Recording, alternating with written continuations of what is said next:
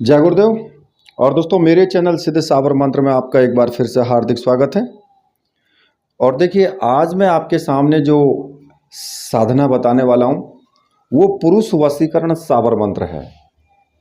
देखिए, मैंने पहले जो आपको एक वशीकरण साबर मंत्र बताया था उर्वशी का, वो साबर मंत्र केवल स्त्री वशीकरण था, लेकिन ये जो मैं आपको बताऊंगा ये पुरुष वशीकरण साबर मंत्र है।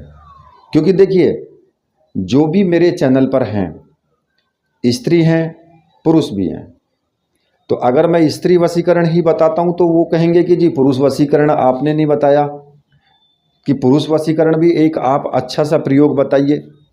तो इसलिए मेरी भी मजबूरी है कि भाई मैं पुरुष वशीकरण के लिए भी बताऊं, क्योंकि जिससे कि दोनों को फायदा हो। लेकिन फिर भी मैं एक बात फिर भी कहूँगा कि वशीकरण जो होता है, अगर आप की कोई व्यक्ति बात नहीं मान रहा है, उससे आपको अपना कार्य निकालना है। वो कार्य निकालने के लिए आप अगर वशीकरण प्रयोग करते हैं तो वो उचित है, क्योंकि ऐसा करना कोई पाप नहीं है। लेकिन किसी को वश में करके उसका नाजायज फायदा उठाना वो गलत है।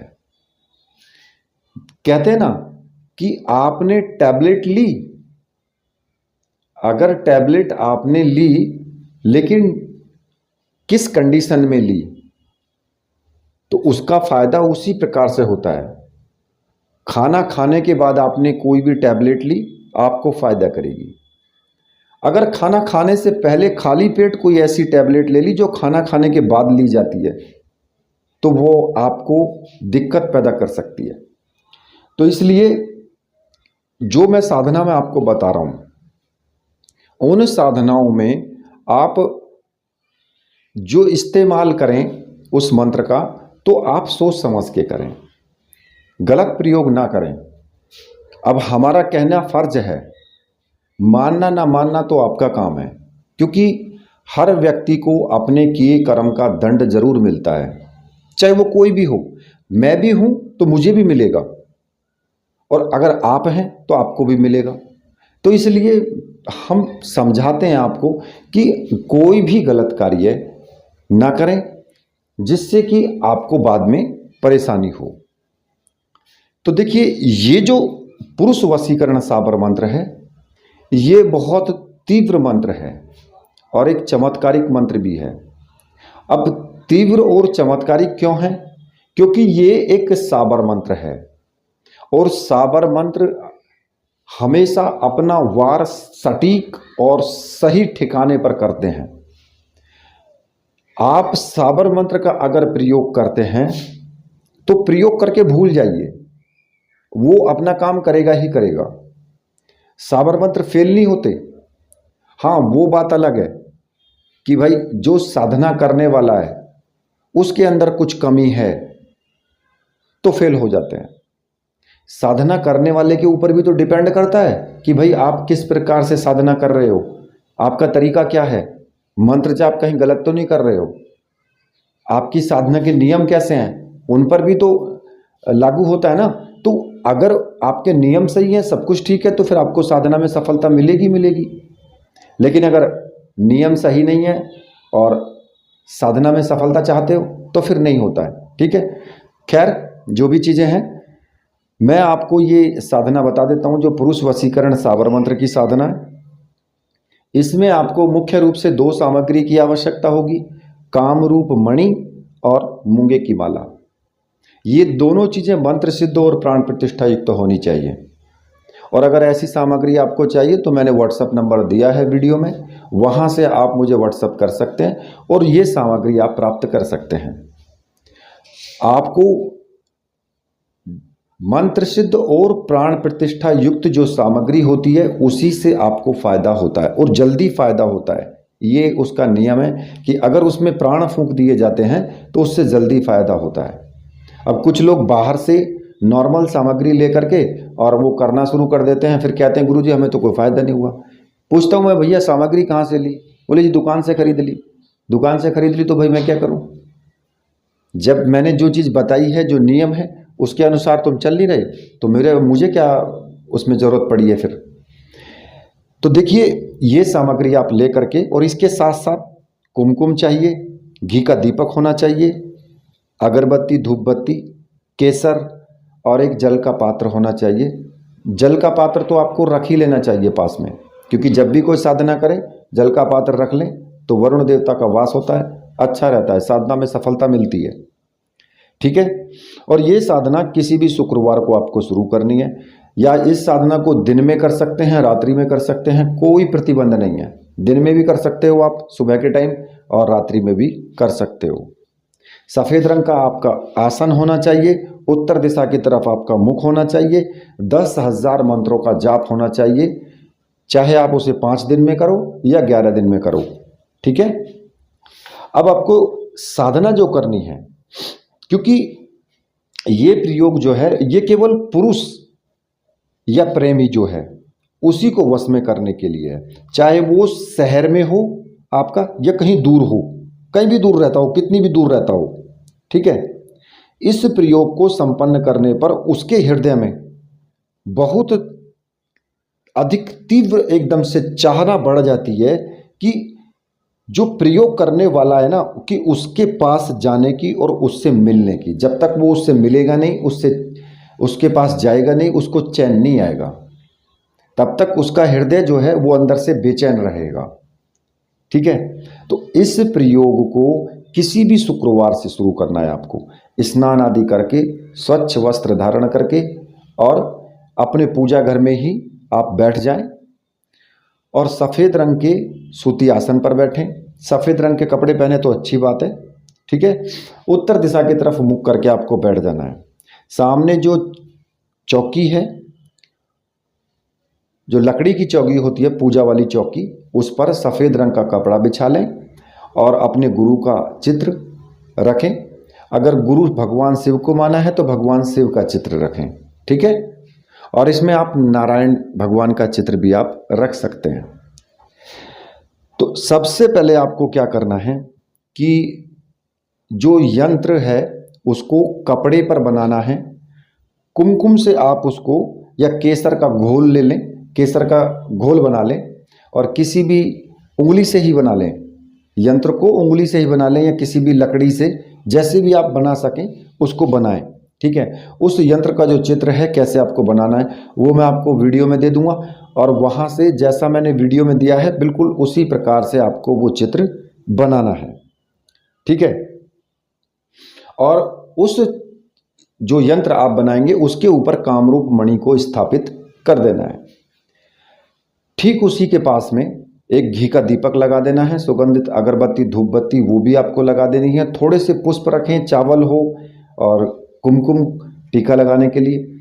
तो सबसे पहले आपको क्या करना है, सबसे पहले आपको अपने गुरु का पूजन करना है, और जो आपके गुरु हैं, जिन्होंने गुरु मंत्र दिया है, जो देहधारी गुरु हैं, उन्हीं का आपको पूजन करना है। हाथ जोड़ के गुरु जी से प्रार्थना करनी है कि गुरुदेव, मैं ये मंत्र साधना करने जा रहा हूँ और इसमें मुझे पूर्ण सफलता मिले, ऐसा मुझे आप आशीर्वाद दीजिए और मुझे आज्ञा दीजिए। और उसके बाद गुरु मंत्र की कम से कम 1 माला का जाप आप जरूर करें। अगर भगवान शिव को आपने गुरु माना है तो फिर आप भगवान शिव की ही पूजा करें, उसी तरीके से जिस तरीके से आप गुरु की पूजा करते हैं उसी प्रकार से आपको भगवान शिव की पूजा करनी है, और उनको गुरु रूप में कहना है कि गुरुदेव, मैं ये साधना करने जा रहा हूँ, इसमें मुझे पूर्ण सफलता मिले, ऐसा मुझे आप आशीर्वाद दीजिए। ठीक है। और ओम नमः शिवाय मंत्र का 1 माला का जाप जरूर करें। अब जब आपका इतना काम हो जाए उसके बाद आपको क्या करना है, क्योंकि ये एक साबर मंत्र है, आप साबर मंत्र से साधना कर रहे हो, तो जो सर्वार्थ साधक साबर मंत्र है उसका आपको 21 बार जाप करना जरूरी है। क्योंकि अगर आप सर्वार्थ साधक साबर मंत्र का 21 बार जाप कर लेते हैं, और ये प्रतिदिन ही करना है आपको, पूजन भी प्रतिदिन करना है और ये जाप भी आपको प्रतिदिन करना है 21 बार मंत्र जाप से पहले, तो जो आप साबर मंत्र सिद्ध करेंगे ना, उस साबर मंत्र को सिद्ध करने में किसी भी प्रकार की कोई दुविधा नहीं आती है, और मंत्र सरलता से सिद्ध हो जाता है। तो वो जो सर्वार्थ साधक साबर मंत्र मैं आपको बता देता हूं, आप नोट कर लेना। गुरु सठ गुरु है वीर, गुरु साहब सुमरो बड़ी भात, सिंगी टोरो वन कहो मन्नाऊ करतार, सकल गुरुन का हर भजे घट्टा पकड़ उठ जाग, चेत संभार श्री परमहंस।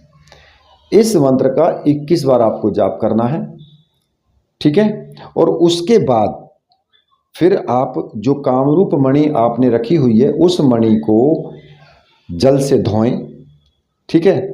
उसे पोंछ करके वापस वहीं यंत्र पर रखें और जो केसर का उसको तिलक लगाएं, पुष्प चढ़ाएं, उस पर चावल चढ़ाएं, उस पर उसका पूजन करें। और जब अगरबत्ती धूप बत्ती जला करके और उसके पूजन करें अच्छे से, जैसे आप पूजन करते हैं। और पूजन करने के बाद जो मूंगे की माला है फिर उससे आपको मंत्र जाप शुरू करना है। तो इसमें जो आपको मंत्र जाप करना है वो मंत्र मैं आपको बता देता हूं। मंत्र इस प्रकार से है।